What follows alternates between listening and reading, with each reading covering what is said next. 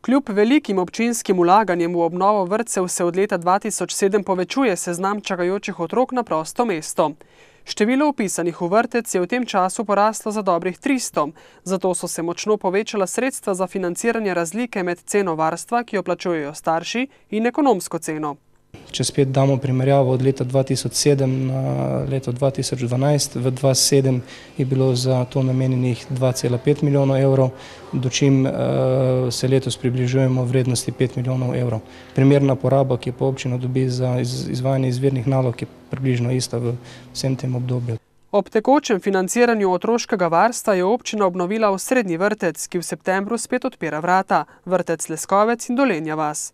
Kljub temu ostaja ta hip po podatkih občine pred vrati najmanj 40 malčkov. Tekom leta bomo sicer odprli še 2 dodatna oddelka v Dolenji vasi. Je pa zelo zanimiv tudi institut varuha na domu.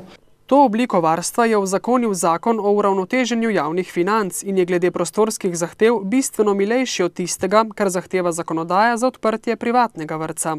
To je pa v bistvu institut, ki omogoča, da oseba z srednješolsko izobrazbo, z izkušnjami na področju predšolske vzgoje v lastnem stanovanju zagotovi varstvo največ 6 otrokom. Občine so dolžne to obliko varstva subvencionirati, pravi Andrej Sluga. V Krškem tovrstna dejavnost še ni registrirana, vendar se na občini nadejajo, da zanimanje za to obliko bo.